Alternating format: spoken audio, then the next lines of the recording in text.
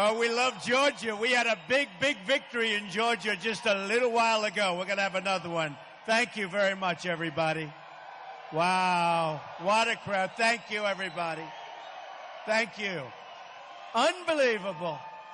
Thank you for being here. And before I begin, a great coach, he endorsed me. I said, you got to come up just for a second. Vince Dooley. Come on over here, Vince. Come on, coach.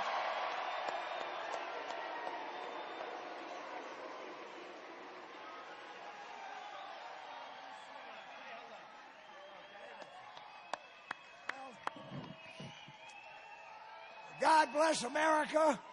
God bless Donald. People have spoken. You're the one that's going to lead America to be great again for everybody. Thank you, Coach. Appreciate it. Thank you, Coach. A great guy. Great guy. So, the world is changing rapidly. It's a lot different. It's not a pretty picture what's going on, folks. And we're going to stop it. We're going to stop it. You know, I've been doing this since June 16th, so tomorrow. And it'll be 1 year. And I came down those escalators. And who knew this was going to happen, right? A lot of people said, oh, I don't know. Most people say, oh, he won't run. And then boom, boom, boom, one after another. And here we end up. Thank you, darling. I love you, too. I love you, too. I thank you. But it's been an amazing journey. It's been an amazing journey. And it's been incredible because I've really gotten to know the people of our country. And they are incredible, incredible people. They are unbelievable people. And they want to see us making great trade deals, and they want to see us strong at the borders because otherwise we don't have a country. And they want to see people come in that really want to be here and they want to love us and they don't want to do harm or hurt us. They want to see that. And if they don't see that, they're not happy. And there are a lot of people right now that are not happy. And we're not going to take it any longer.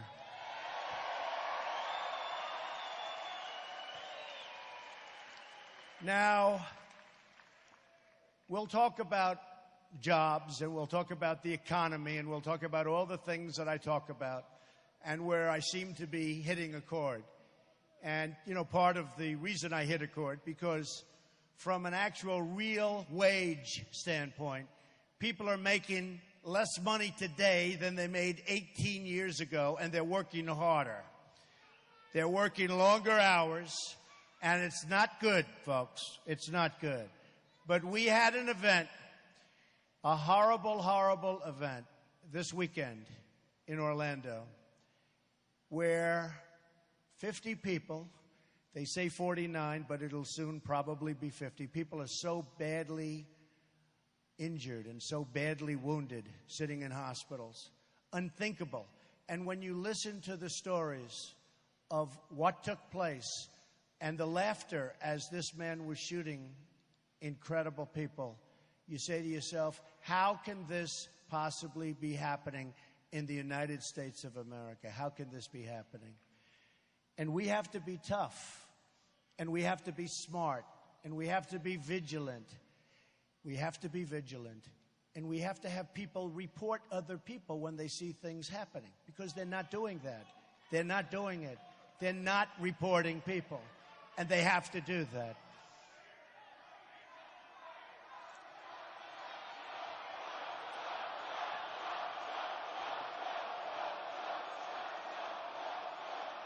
It's all right.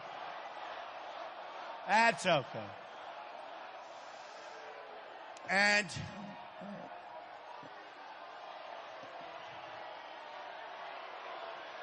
this house is packed. Boy, we are packed. This is amazing. Yeah, you could get him out, or if he wants, he can stay. I don't care. I don't care. I don't care. So look, we have to be strong and we have to be smart We can't let these things happen anymore. Right? Do you agree with me, protester? You agree? Or do you think it's easy to be weak and ineffective like we are right now? Do you think that's okay? I don't think it's okay. I don't think it's okay. So we have a situation, and I say this, and I'm going to read it. I'm on the other side. I think she finally won, by the way. I think she finally won. Crooked Hillary. Crooked Hillary, ladies and gentlemen. She's as crooked as they come. As crooked as they come. So you have Hillary. I think Bernie is now out of it, right? Is he finally out? Is he gone? Boy. So I was criticized in the newspapers because I've had a staff of 73 people at their top, and I won in a landslide. She has a staff, they say, of 873 people, and she goes on and on and on. And the paper said, she has many more people than Trump. She has many, and I'm saying to myself, wait a minute, they're making it sound like that's bad for me. Isn't it great when you can win with a much smaller group of people? Isn't that what we want? And much less expense? I've spent a fraction of what she spent winning. It's like when I went to, so many places, every state. I won so many of the states, and I have such great experience, including Georgia. Boy, did we win Georgia. We won in a landslide, Georgia. And I hear we're looking like we're going to win it big in November. We have to. We're going to win it big. That's what it's looking. But I went to New Hampshire, and there's something special about New Hampshire because that was where we had our first victory, first of many. And the people were amazing. But I went to New Hampshire, and I went in there, and I got to know the people, and I saw what was happening, and I spent a tiny fraction of what the favored candidate was spending. I won't say who the favored candidate was. But I spent just a little bit, and I won New Hampshire in a landslide, and I won other states in a landslide, and and by the way, I spent my own money. I was spending my money. I didn't raise money. I spent my money. I didn't have people giving me millions and millions of dollars from Wall Street. But you know what? I won New Hampshire in a landslide. I said to myself, nobody covers it. They said, well, Trump did it on the cheap. I didn't do it. I'm like, we're intelligent people. Wouldn't it be great if we had somebody like that running our country? Wouldn't that be great? Wouldn't it be great? So now they're saying she has built a massive team. She's got almost 900 people. She's spending money. And Trump has 73 people. But, you know, we're doing very well. Watch what the end result is. Watch what the end result is. And when you look at the phony poll numbers that I'm seeing, take a look at the poll numbers from right after this horrendous and horrible and something we have to stop fast attack. Take a look over the last couple of days, because I'll tell you, people are tired. They want to have strength. They want to have intelligence. They don't want to make an Iran deal, the Iran deal where we give them $150 billion. We get nothing. We get nothing. They don't want to have trade deals where China has got a trade deficit, we do with China, of $505 billion a year, where we have trade deficits, massive trade deficits with Mexico, with Japan, with Vietnam, with India, with everybody, folks, with everybody. I mean, practically every country in the world, when they do business with the United States, it's called, let's rip them off. It's like we're all the big, bad dummies. Those days are over if I win. Those days are over. They're over. Now, I have to talk about this for just a little while because of the horrible situation that we all just saw and saw so vividly. But we have to talk about it, and then we're going to get on to other things. But it's so important because I've been talking about it for a long time. And I've been saying it's going to happen. And I hate to say it again, but it's going to happen again and again and again because we're not doing what we have to be doing. It's going to happen again and again and again. And we are not doing what we're supposed to be doing. We are taking in thousands of people into our country. We have no idea where they come from. We have no idea who the hell they are. We know they believe in certain things that we don't want to believe in. You know, I said the other day, and I said it very strongly, I have great respect for women. If you look at what Hillary Clinton has done, I have tremendous respect. If you look at what Hillary Clinton has done with women, number one, from certain countries, her foundation has taken millions, tens of millions of dollars from countries that want to enslave women, want to enslave women. As far as the gay community, they kill gays. And she's taking money in. And now she wants to allow them to come into our country pretty much unvetted, because every law enforcement person that I've spoken to and that you watch and that you read is saying it's very hard, if not impossible, to check out people. There's just no papers. There are no papers. And yet you see this great migration, which is a horrible thing to watch. And by the way, I have a heart as big as anybody else. We have to build safe zones over there. And we have to take care of people. Let's build safe zones, but build them over there. Build them in Syria. Build them in places over there.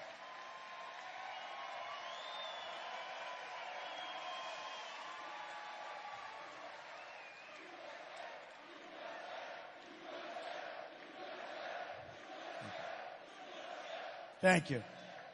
We have to build safe zones. We have to work, you know, it's humanity. It's humanity. But we have so many problems here. But we build safe zones over there, and now here's where the deal-making comes in, or whatever you want to call it. We have to get the Gulf states to pay for it. They have tremendous amounts of money. They're not doing much, and it's their territory, and we have to get them to pay for it. We have to get them to pay for it. We owe $19 trillion right now. We owe $19 trillion right now.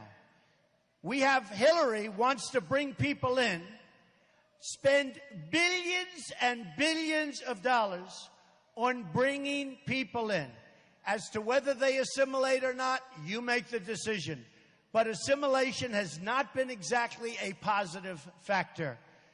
So she wants to spend all of this money, and her increase on bringing these people in is 550% more than Obama, who doesn't have a clue. He doesn't know what he's doing, okay? He doesn't know what he's doing. Very sad. It's very sad. So when you look at Sharia, and you look at the beliefs of Sharia, and it's called execution for things that you would say are like standard parts of life, what they do to people. And we have people coming in, and do not kid yourself, that's what they believe, that's what they want, that's what they practice, and we're taking these people in. So I will tell you, the LGBT community, the gay community, the lesbian community, they are so much in favor of what I've been saying over the last 3 or 4 days. A friend of mine called up.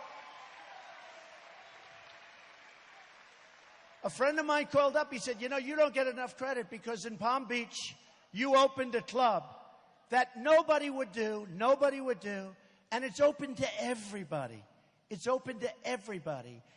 And a member of the club, great guy, who's gay, wrote this magnificent letter saying what Donald Trump did, nobody else would do. And we are getting a tremendous, thank you. We are getting a tremendous amount of credit because over the last 3 days, people are realizing,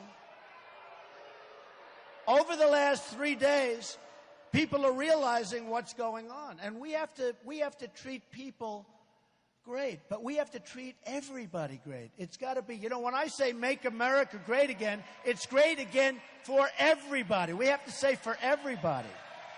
We have to.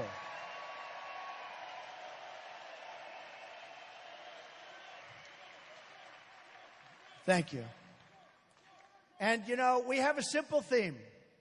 It's called Make America Great Again. Now, a lot of people said I copied from Ronald Reagan. I didn't, because his theme was different. I didn't even know this, but it's called, his was Let's Make America Great. That's different.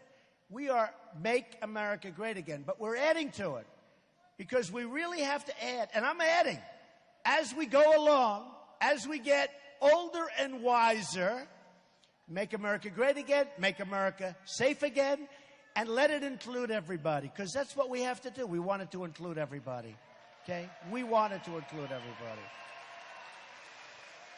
And we have to stop, on a temporary basis, at least, but we have to stop people from pouring into our country.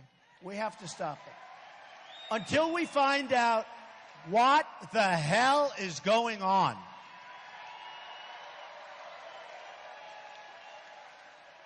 And we can do that.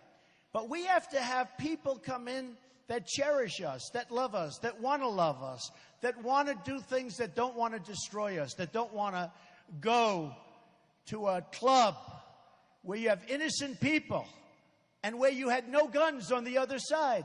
By the way, I'm going to save your Second Amendment, okay? I'm going to save your Second Amendment.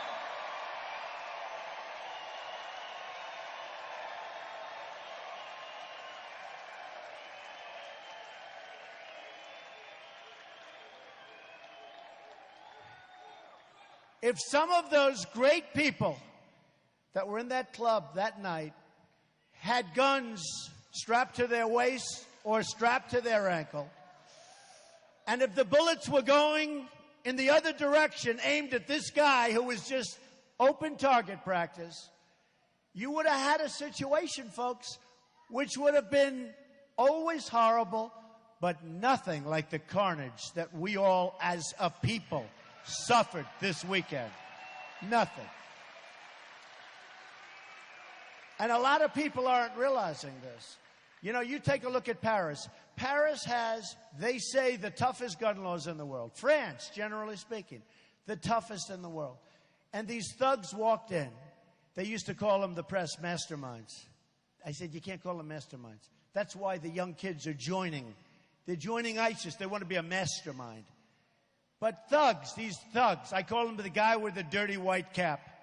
The thugs walked in to different places. Boom, boom, boom, boom, boom. There was nobody with gun, nobody on the other side. There was nobody could do anything. And they got killed, 130 people killed, viciously killed, hundreds still in the hospital with the most horrible injuries. And now we have the same thing in Orlando. And then last night you had a police officer and his wife were killed the same way. And he put it over Facebook. The killer put it on Facebook. Same kind of a thing. And it's happening all over. And it's getting worse. And it's going to continue to get worse until they respect us, folks. They've got to respect us. They have no respect for us whatsoever.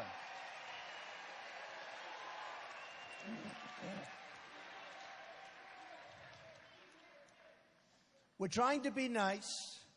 We have a president who wants to be so politically correct that he doesn't want to use the term radical Islamic terrorism. Doesn't want to use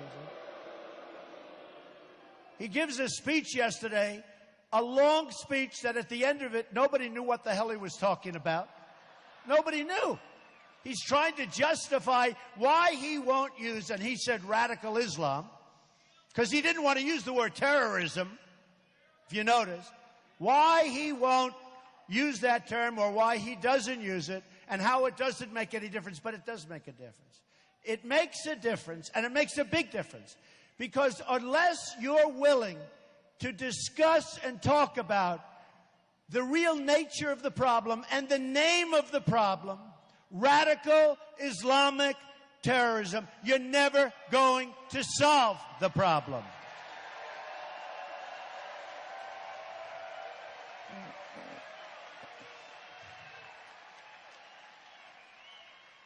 And then crooked Hillary Clinton gets up the other day, and she wouldn't use the term. She wouldn't use it. But I was hitting her hard on it, very hard. And finally she gets up, and she said, I would use it. She, and by the way, the press didn't report this. They said she used the term. They didn't say about Trump, many of them. Some of them are fair, but many of them, most of them are very dishonest. It's very hard to get the word out, I'm telling you. It's very hard to get the accurate word out. Because I made a speech yesterday in North Carolina. We got standing ovations, a packed house. I go back, and they're talking about the speech. It had nothing to do with what I was even talking about. They are the worst, believe me. But Hillary Clinton gets up, and she sort of acted like no problem using the term. And she said, I would use the term, but she didn't use it. But she didn't call it radical Islamic terrorism. She said radical Islamism. And I'm not saying that's wrong. Let's see how much she uses it.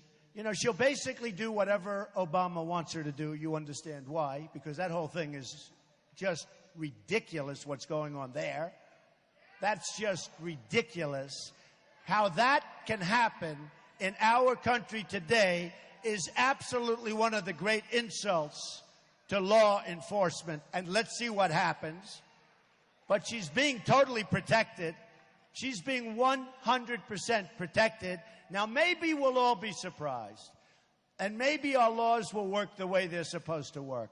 But you know what, folks? I think if something was going to happen on the crimes that have been committed, I would have assumed it would have happened already, don't you think? Don't you think? So let's see what happens. But when you get right down and you look at it, we have got to be respected. We don't have to be liked so much. We have to be respected. I don't want to be feared. You could take it another step. Fear, it's not fear. We have to be respected. We're not respected by these people. They come into our country, they want to take it over. Now, look at what's happening in Germany. A catastrophe. I have friends from Germany that for 20 years have been telling me how great Germany is, what a great place to live. Some of these people are leaving the country now. They're leaving. Their crime rate is through the roof. Things are happening that are horrendous. And you see what's happening to women. You see what's happening all over Germany now. It was a horrific mistake. It was a terrible mistake. Now, they'll say it wasn't. It's wonderful. You build, as I said, and if Germany had it to do again, I don't think that she would ever admit it. And let's see how she does in the next election, assuming there's going to be an election and she's going to run. But if Germany had it to do again, I'm sure they would have put up billions of dollars to do just as I said. Safe zones in Syria.